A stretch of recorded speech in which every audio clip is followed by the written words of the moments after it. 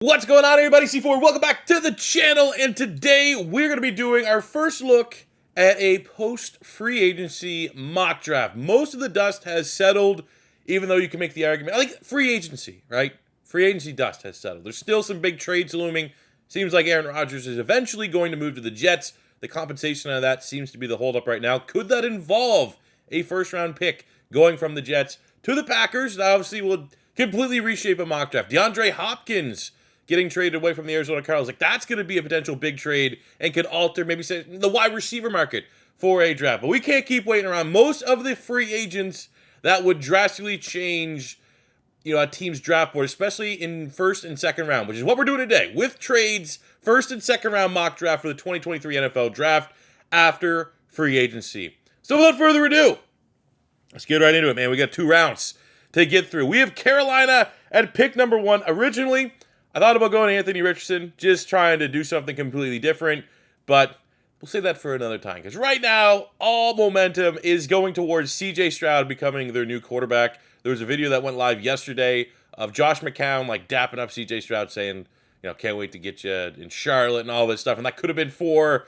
the private visit or whatever, but it does seem like CJ Stroud in Vegas also thinks CJ Stroud in Carolina. I would love to see Anthony Richardson, but I'm going to like Anthony Richardson almost as anybody in the draft. From Florida Gator fan perspective, I don't necessarily know if I give that haul to go up and get a wild card like Anthony Richardson. But I've seen some arguments made amongst the draft community that if you're going to make this type of trade, why not go for the home run? Why not go for the guy that has the highest ceiling and believe that you could develop him? And if that's the case, that's going to be Anthony Richardson. But we'll go with the safe pick for this mock draft, and we will go CJ Stroud. But I literally, on my board here, on my little, thing, you could see first pick. I scratched it. It was Anthony Richardson. And I was like, I can't do that right now.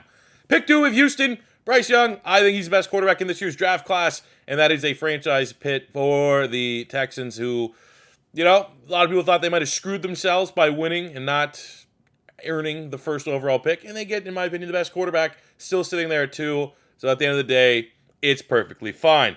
Pick 3 is where we're going to have our first trade, and it's not a massive trade in terms of the landscape of the draft, but I think Indy is going, that 3 pick is going to be the next quarterback. And I think Indy sitting there at 4, just expecting whatever quarterback, they want to fall. I don't necessarily think that is that's not the best course of action. Be aggressive. They're going to trade their first and second round pick to move up 1 spot and get a first and a 4th round pick back from Arizona. It's not going to cost a lot. It's only 1 spot, but Arizona's absolutely, we will do that. We will pick up as much as we can, just moving back 1 spot. And with that, the Indianapolis Colts select Anthony Richardson, quarterback from Florida. There you go. Shane Steichen did absolute wonders with Jalen Hurts. You have to just assume that if they're not going to be aggressive and try to leapfrog Houston for Bryce Young, Anthony Richardson with Shane Steichen, given his track record with Jalen Hurts, should have a lot of Colts fans incredibly optimistic. Arizona at pick 4.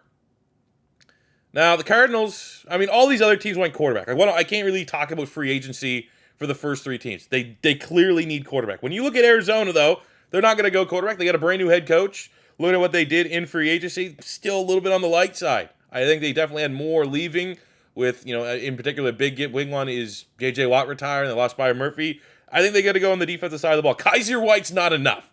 So we're going to have them get the best edge rusher. I think the safest non-quarterback, maybe even just the safest player, regardless of position, in this year's draft class, in my opinion. And that is Will Anderson Jr., outstanding edge rusher from Alabama. Pick 5, we have Seattle. Seattle has a lot of ammunition because of the Russell Wilson trade. I'm going to actually have them trade back and acquire even more picks. We're going to have Seattle trade pick 5 in the first round with the Washington Commanders. Sounds like there's going to be new ownership for the Commanders, and we're going to have them trade a first and 2 seconds to make this jump 11 spots. And with that, they are going to select their quarterback of the future in Will Levis, the quarterback out of Kentucky. I just feel like quarterbacks, I think I've said this every time we've done a mock draft recently with Washington. I'm not necessarily buying the Sam Howell quarterback 1 conversation. If they truly had any confidence in that decision, Sam Howell would have played sooner. You know, and I think there's definitely a player there, but I think if you are the Commanders, and they're likely, seems like they're getting ready to get sold, it is time to get your quarterback. They are not in on any veteran sweepstakes. Jimmy Garoppolo's already gone to Vegas. They're not in the Aaron Rodgers sweepstakes. They lost out on Derek Carr, which might have been a potential landing spot. So the next best option, because I also just feel like you're not going to be a bad enough team, because the defense and skill position, like Washington's not a bad team, but you're not going to be bad enough to get Caleb Williams next year. You're not going to be bad enough to get Drake May next year. And this trade here doesn't involve you trading multiple first-round picks. Like, if you want to trade up for a Caleb Williams or a Drake May next season, it's going to cost you multiple first-round picks. This way here, we're only able, we give up second-rounders. You still keep future draft assets, and Will Levis has a high ceiling to develop into a franchise quarterback for the Commanders there. And if you don't want to rush him, they did sign Jacoby Brissett on a one-year deal. But, like, new ownership is not going to be excited about having another year of a stopgap quarterback in Jacoby Brissett. So go out, be aggressive, get Will Levis. Pick 6, Detroit is staying here. We're going to have them get Christian Gonzalez. Even though they've redone the secondary a little bit, they got Chauncey Gardner-Johnson, paid big money to get Cam Sutton, which I thought was kind of expensive. They also did decent work getting David Montgomery in the backfield. I still think Christian Gonzalez, like a generational athletic corner.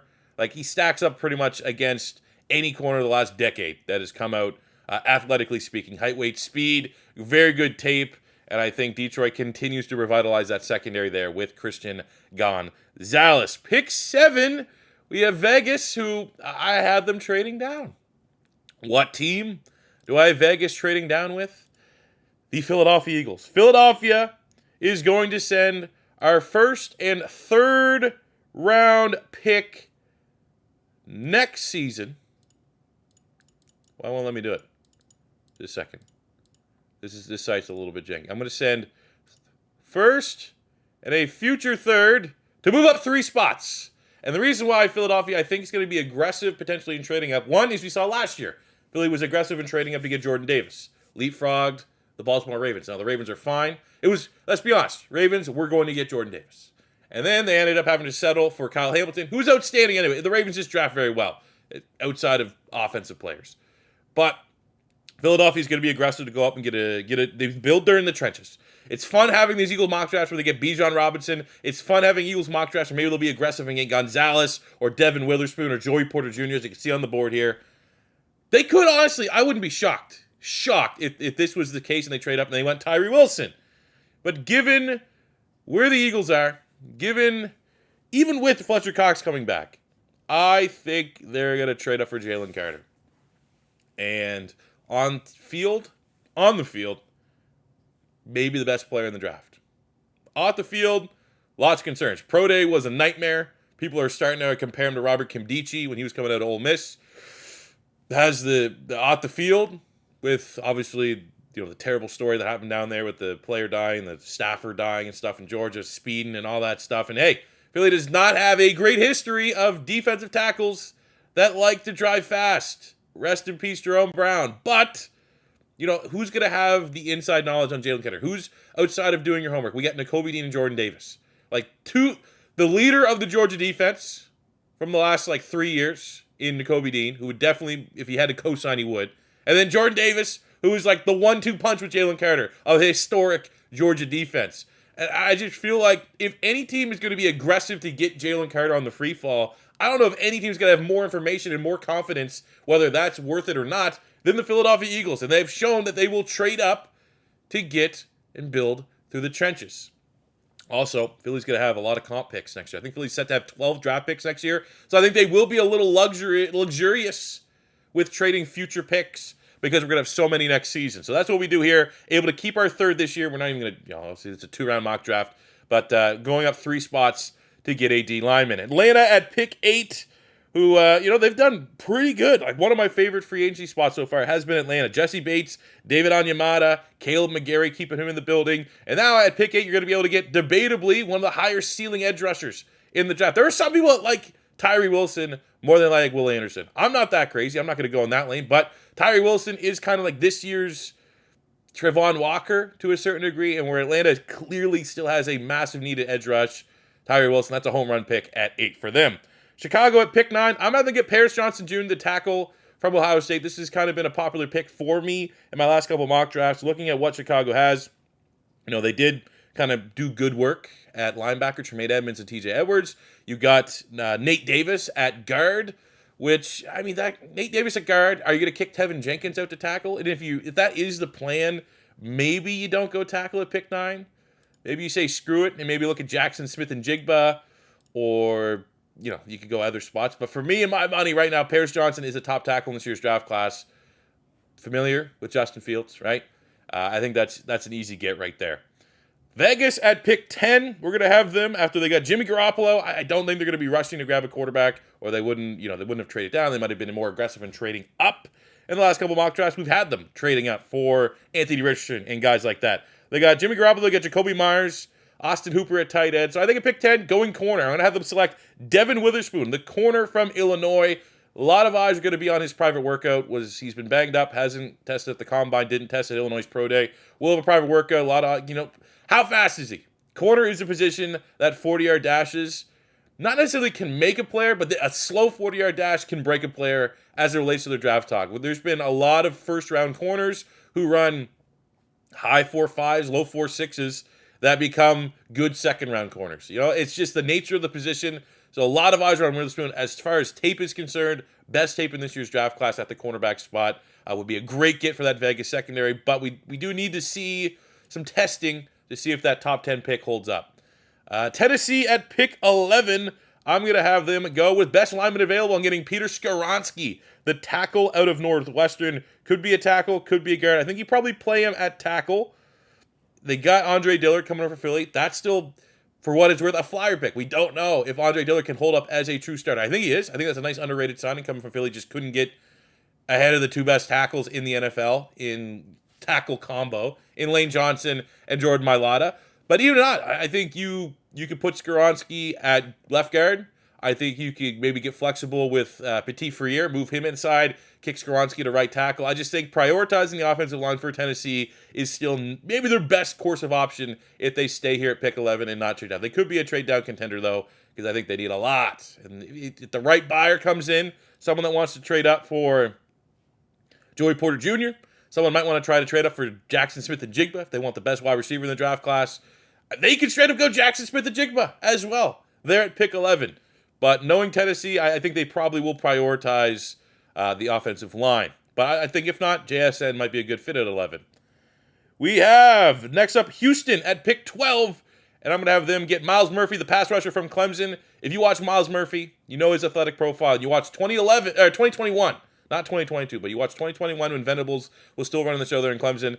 This is easy pick. Easy picks. Everyone on Clemson kind of took a step back this season. It's kind of what happens when you have a change at the coordinator spot, especially someone as revered as Brett Venables, arguably the best DC in college football. But athletic profile is there. Houston needs to find someone that could potentially be a franchise edge rusher, and I think you get that in Myles Murphy. Pick 13. We got a trade. We have a trade here, ladies and gentlemen. We are going to have the New York Jets send pick 13 to the Tampa Bay Buccaneers. The Bucs are going to send pick 19 and their third-round pick to be aggressive, to get a replacement for one of the worst starting tackles, in my opinion, in the NFL, and Donovan Smith, who they cut. And they're going to come out and get Broderick Jones, the tackle from Georgia. New England is pissed because New England desperately wants a tackle right now. Broderick Jones is every bit of a day one plug-and-play left tackle for whoever the quarterback ends up being in Tampa Bay. Be it Baker Mayfield, be it a draft pick. We'll get to that in the second round. But being aggressive here for Tampa Bay, and the Jets acquire a little bit more draft picks. And hey, it's Joe Douglas. I know firsthand Joe Douglas from his time in Philadelphia. If he can trade down in this spot, they might even have this pick. This could be a Green Bay pick, and Green Bay makes a pick at 13 and 15. But as it stands right now, they do, and they trade back a couple spots and get a day 2 pick. New England now at pick 14, a little pissed, but they still are going to go tackle, and I'm going to have them get Darnell Wright, the tackle from Tennessee, former 5-star recruit, definitely has improved his draft stock late in the draft process. Looks like a bona fide first rounder, proven against some excellent edge rushers in the SEC, and he's going to be a day 1 starter for the Patriots. Green Bay at pick 15, this has been a very popular pick for them, and I'm going to get Brian Branch. Maybe some Eagle fans are pissed off right now, but Brian Branch, the safety from Alabama. I just think he's going to be. He can play everywhere. He can play everywhere in the secondary outside of like outside corner. Outstanding player. Maybe didn't test as freaky as people would love to see for a pick at 15, but safe pick, super safe pick. Going to be a day one starter for the Green Bay Packers. Seattle at pick 16. We're going to have them select Bryan Bresee, the D tackle from Clemson. Very much the same things I said about Myles Murphy, you can apply to Bryan Bresee. 2021 was a lot better, or 2020, because he has struggled with injuries. Old Clemson with Bryan Bresee with Brent Venables looks a lot better than Bryan Bresee last season. And he came out, tested incredibly well, breaking all kinds of metrics, one of the best athletes in this year's draft class, 4 or 5-star recruit, high ceiling get for Seattle, who has been able to maximize high ceiling players just off of last year. Tariq Woolen, high ceiling player, stud, right? You got Boy Mafe. I think there's some development there. He's going to be very good for you. Add Bryan Bresee on a defensive line that, you brought in Draymond Jones. That's your defensive end. Bryan Bresee can be your D tackle. And then you may still want to upgrade your nose tackle spot, but I think there's good value there and high ceiling in Bryan Bresee, especially if you can get true freshman Bryan Bresee. Pittsburgh at pick 17. This has also been a very popular pick for me to make. Joey Porter Jr. Obviously, there's the nepotism, the good nepotism of getting, obviously, a son of a former very good player for you, and he's going to be absolutely a big need for Pittsburgh. I think Pittsburgh could go tackle and corner. Those are still the two top spots. They did bring in Patrick Peterson, but that's a one-year Band-Aid type option. Isaac Seumalo on the offensive line. So maybe you got some O-line help. You go address the secondary, then maybe the next round you can go after tackles. I believe they have the first pick in the second round. Detroit at pick 18. We're going to have them. This is going to be a surprise pick. This is going to be a luxury pick. Your head coach is a tight end, former tight end. You arguably have a need at tight end. I don't know how high Brock Wright is thought of amongst Lion fans. I'm going to have you get the high ceiling tight end. Darnell Washington, 6'7" out of Georgia.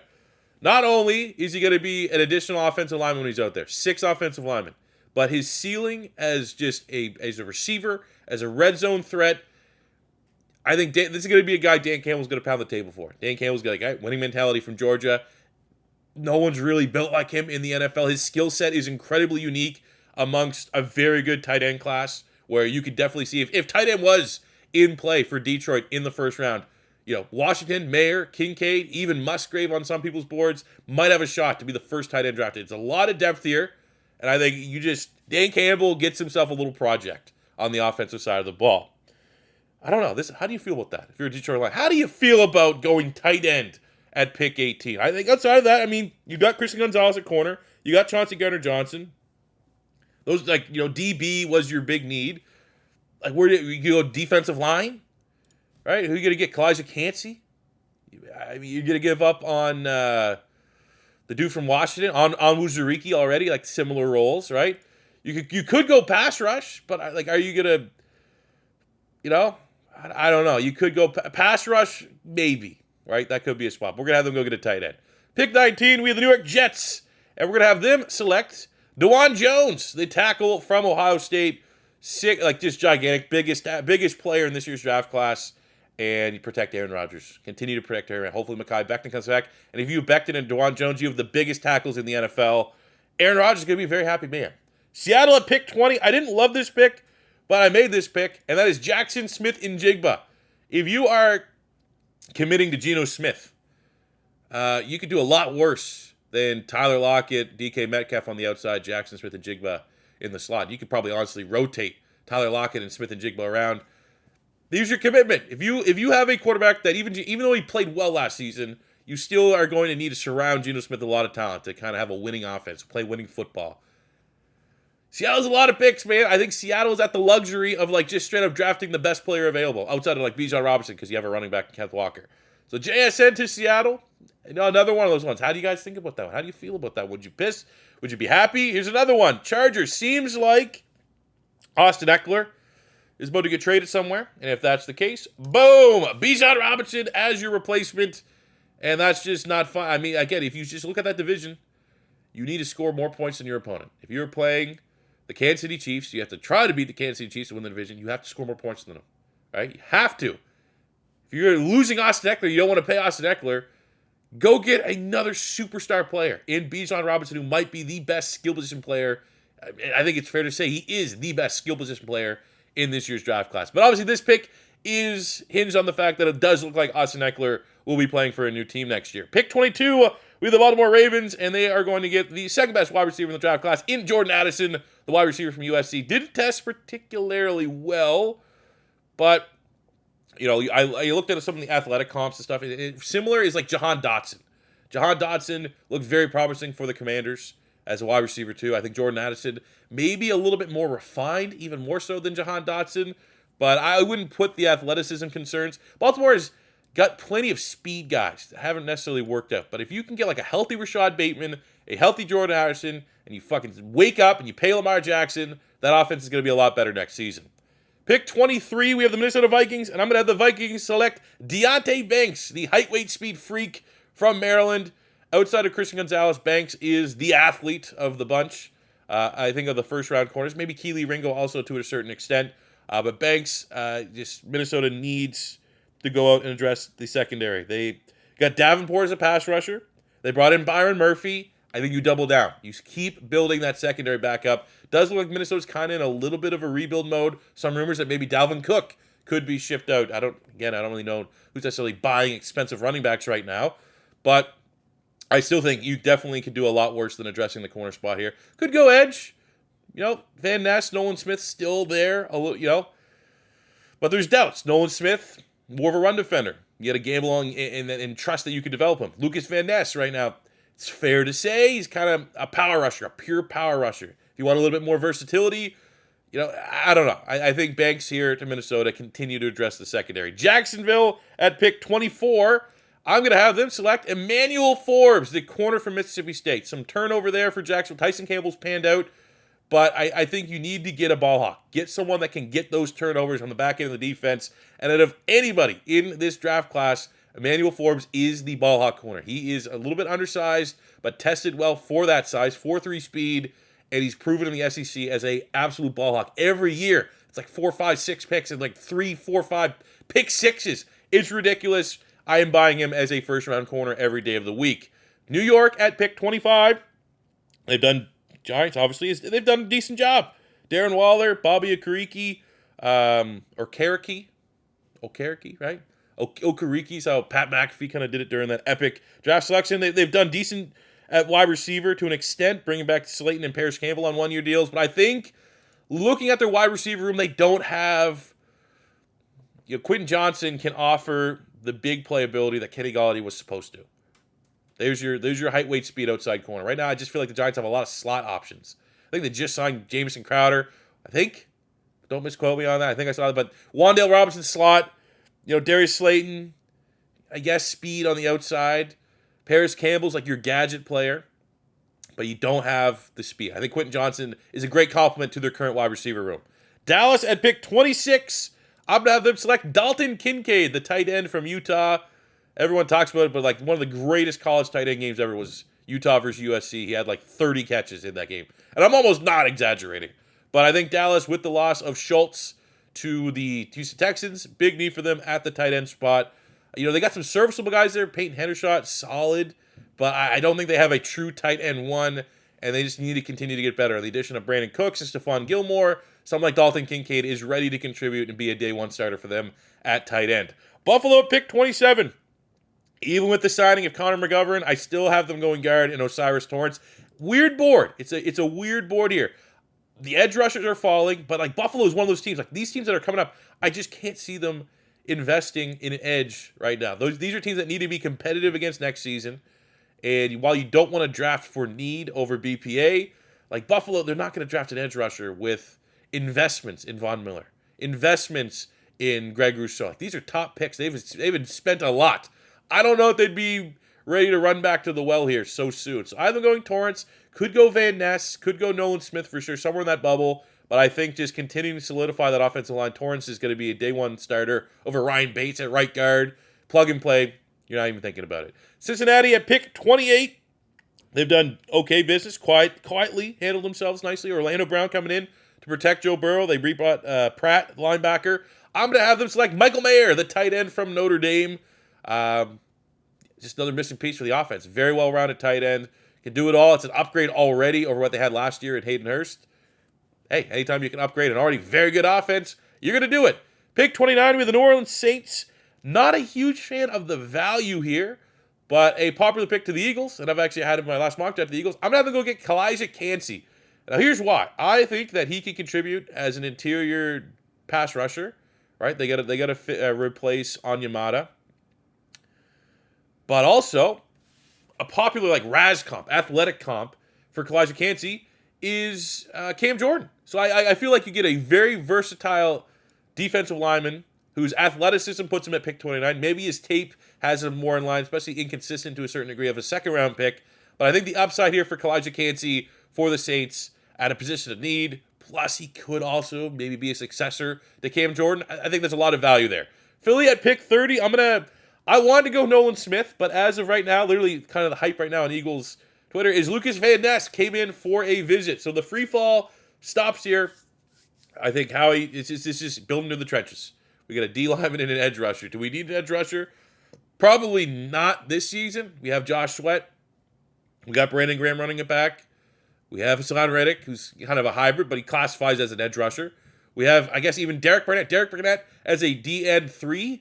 Not that bad, right? Former first-round pick, but, you get your successor. Van Ness is going to be your Brandon Graham successor. Van Ness, Josh Sweat, Hassan Reddick is going to be the pass rush Philly wants for the next 3-4 years, and that's why you have them going that move. I just think he's a little bit more of a Howie Roseman pick. And then at pick 31, the free fall stops for Nolan Smith.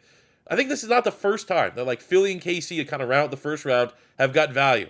And I think for Kansas City, you want to get your Frank Clark pass rush replacement. Nolan Smith, very high ceiling. I think Spagnuolo is going to get very creative with how you could utilize a 235-pound super athlete at pass rusher. A lot of comps to Hassan Reddick, and it's probably how you got to utilize him, how Philly utilizes Hassan Reddick. I think Spagnuolo would do that as he gets a pass rusher at 31.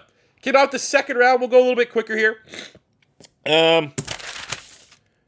We got Pittsburgh. And for the Pittsburgh Steelers, we're going to have them get a tackle here. And Anton Harrison from Oklahoma, fringe first rounder. I believe there's like the stat didn't give up a sack last 2 years, something like that in college. So there you go. There is a guy right away, left or right tackle. Pick your poison. You can play both. Houston at pick 2 in the second round. I'm going to have to get a speedster here in Jalen Hyatt on the outside to replace what they lost in Brandon Cooks. Don't really have a pure speedster right now in that wide receiver room.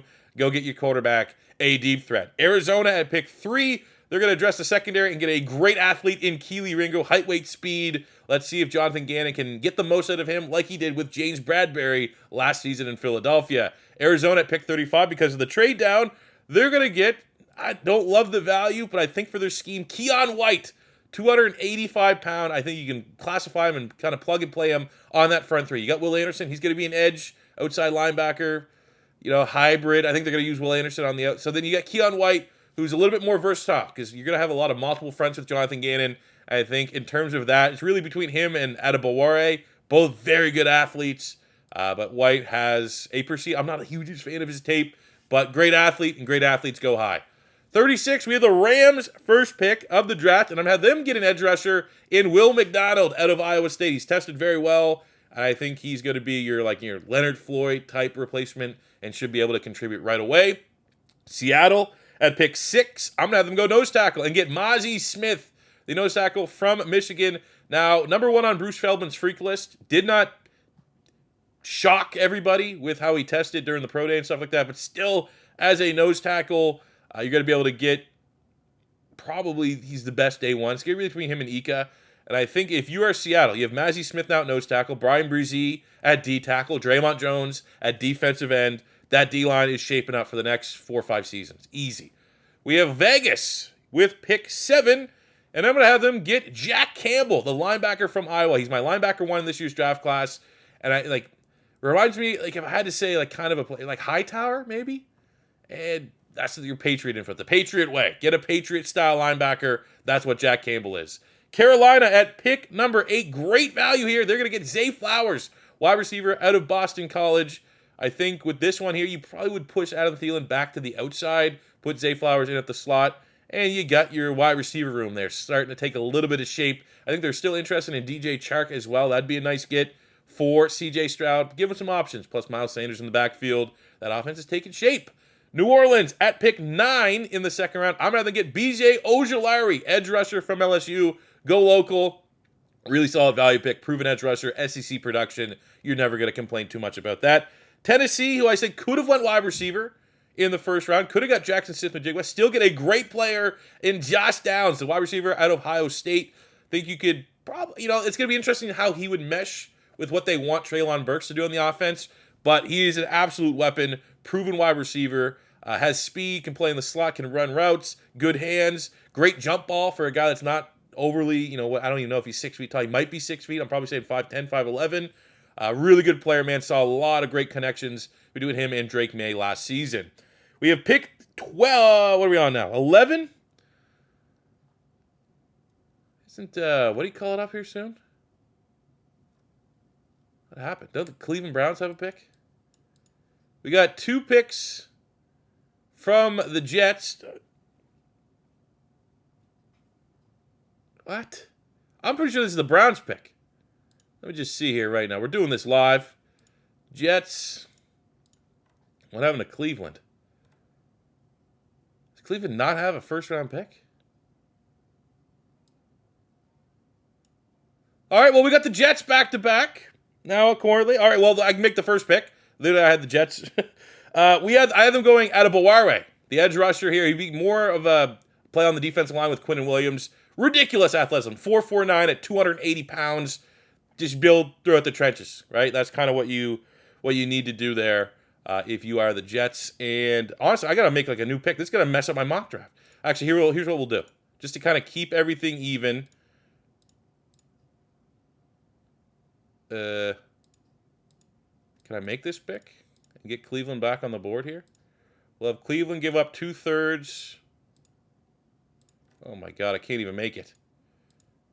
Why did I have Cleveland here? I did not have them even trading up. Too much, not enough. Let me make this trade. Okay, I'm just... Fuck, okay, this is Cleveland. The Cleveland Browns, get this guy. Felix Adunze Uzama.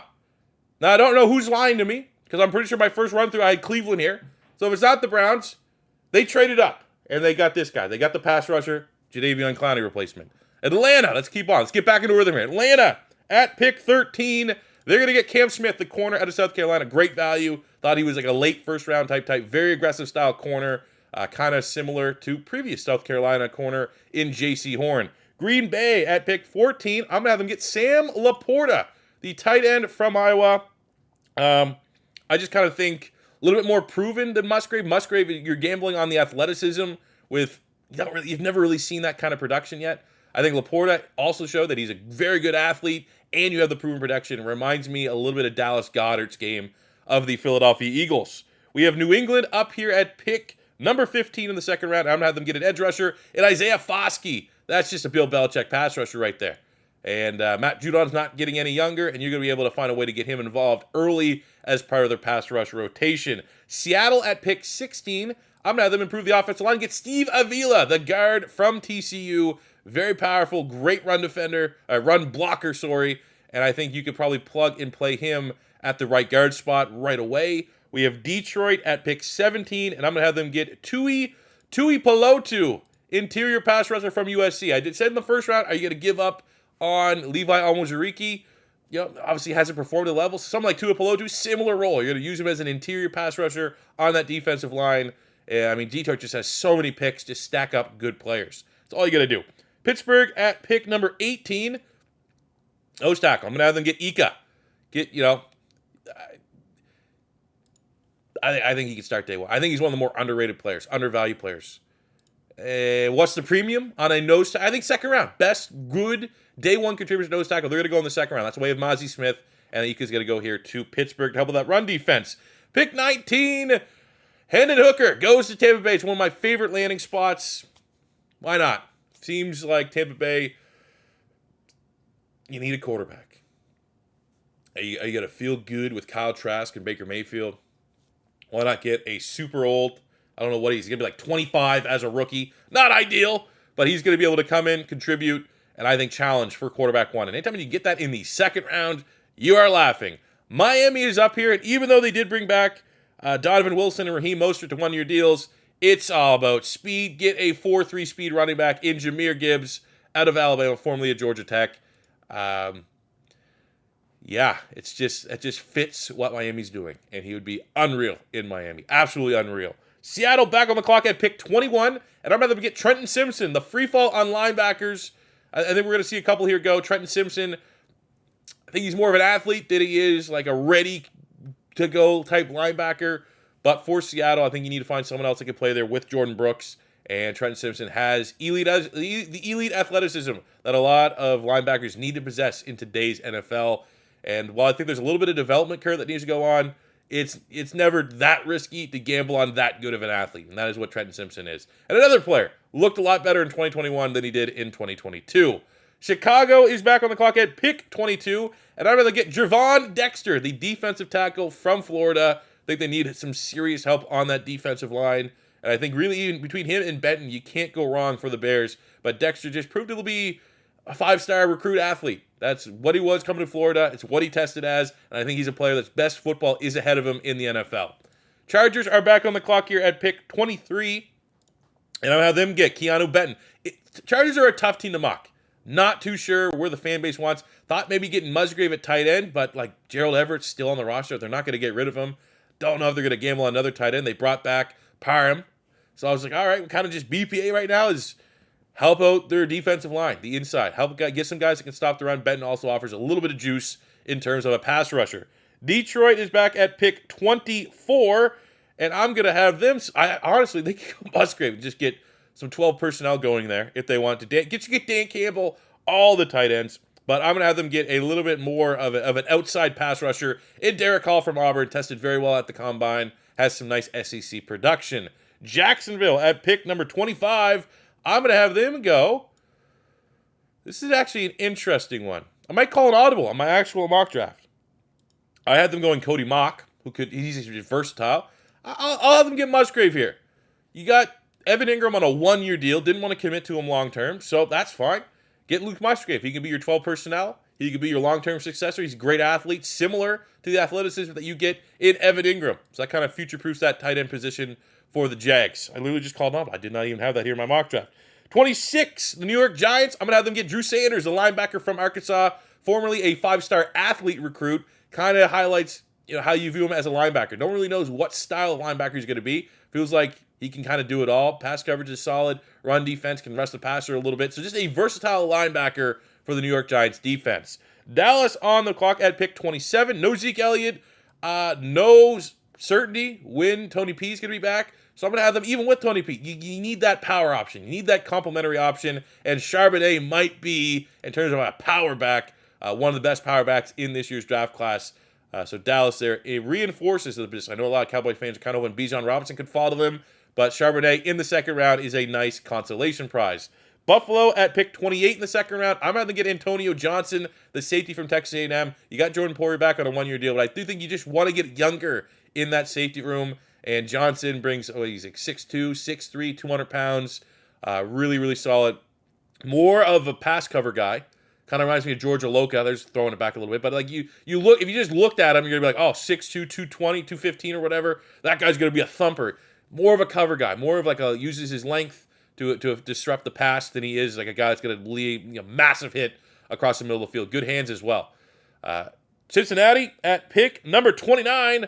We're going to continue to improve the offensive line. I'm going to get Joe Tippmann, the center from Wisconsin. I just think you look at it, Ted Karras was kind of average. So why not just get, what some people consider the best center in the draft class? You can never have enough upgrades on the offensive line for Cincinnati. That is like priority number one.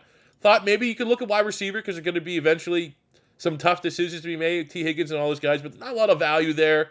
So I just think continue just going with the best offensive lineman available. You could go Coney Mock, potentially, because his versatility is nice, but I just have them go with Tippmann just to straight up 100% upgrade the center spot. Chicago at pick 30, same thing. I'm going to have them get a center here. And John Michael Schmitz from Oklahoma. I think Lucas Patrick you can upgrade there. You can upgrade the offensive line, especially with how Justin Fields plays. Now they utilize Justin Fields. You can never have that bad of an offensive line. But honestly, with this switch, Cody Mock and his versatility, you could also plug and play him there in that spot. Philadelphia at pick 62. Honestly, Cody Mock could be now the new available, but I'm going to go something a little bit different, and I'm going to have them get Julius Brents, the corner from Kansas State. Bringing back James Bradbury and Darius Slay gives them cover for the right now, but someone like Julius Brents, height, weight, speed, 6'3", 210 pounds, elite RAS score, like 9.9 something. Like, the athleticism is off the charts, and we brought in Sean Desai from Seattle. And I just kind of I like the fit of getting that Tariq Woolen developmental height, weight, speed corner that he can work with. And he's not going to have to get thrown to the Wolves unless there's an injury.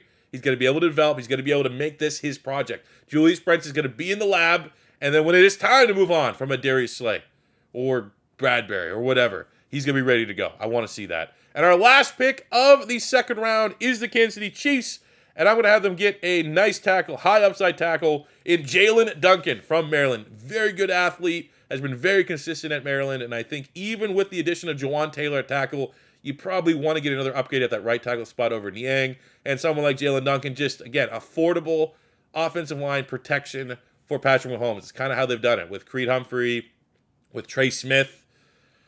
You know, for every Jawan Taylor that gets paid, you get a couple guys on rookie deals, and that's exactly what they're doing at that right tackle spot.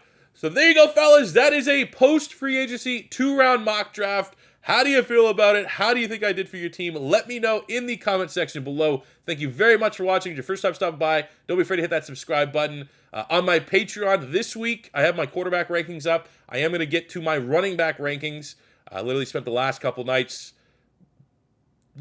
I've had some changes. I've had some kind of big shufflers in my running back spot. That is going to get up on the Patreon this week on my secondary channel, More C4. Subscribe to that. That is where I'm likely going to be live streaming with the first round, second round of the NFL draft. Go check that out. And if you look for Eagle-specific content, there's going to be a lot more Eagle-specific draft content dropping on that channel. Go check that out as well. But that'll do for me today, guys. Thank you very much for watching. And until next time, it's your boy C4 saying peace out. Love you.